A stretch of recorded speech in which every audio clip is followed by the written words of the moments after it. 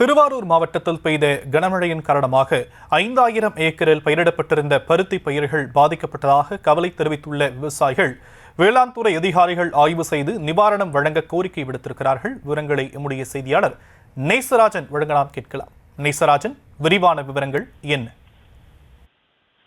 திருவாரூர் மாவட்டம் முழுவதும் சம்பா அறுவடைக்கு பிறகு கூத்தாநல்லூர், மேலமணலி, கமலாபுரம், வடபாதிமங்கலம், ஓகைப்பேரையூர், கோட்டூர், கொடச்சேரி, கண்கோடுத்தவனிதம், மாங்குடி, கல்யாண மகாதேவி, மேல திருமதிகுண்டம், அம்மையப்பன் உள்ளிட்ட பகுதியில் 5000 ஏக்கர் பரப்பளவில் பயிரான பருத்தி சாகுபடி பணிகள் விவசாயிகள் மும்முரமாக ஈடுபட்டு வந்தனர். இந்த நிலையில் தொடர்ந்து பெய்த கோடை மழையின் காரணமாக 2 முறை பருத்தி பயிர் பாதிக்கப்பட்டது.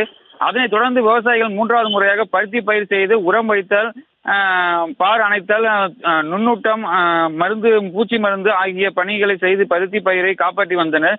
தற்பொழுது பூ வைத்து காய் வைத்து வருகிறது. இந்த நிலையில் இந்த வாரத்தில் விட்டு தொடர்ந்து கனமழை பெய்து வருகிறது. கண்டிப்பாக நேற்று இரவு திருவாரூர் மாவட்டம் முழுவதும் 3 மணி நேரத்திற்கும் மேலாக இடைவிடாமல் பெய்த கனமழையின் காரணமாக பருத்தி வயல்களில் தண்ணீர் நிரம்பி நிற்கிறது. இதன் காரணமாக பருத்தி வயல்களில் தண்ணீர் அதிக அளவில் நிரம்பி உள்ளது. இந்த கனமழையின் காரணமாக 5000 ஏக்கர் பருத்தி பயிர்கள் பாதிக்கப்பட்டுள்ளதாக விவசாயிகள் வேதனை தெரிவிக்கின்றனர். மேலும் வாய்க்கால்களும் நிரம்பியுள்ளதால் தண்ணீரை வடிவைக்க முடியாமல் விவசாயிகள் சிரமப்பட்டு வருகின்றனர்.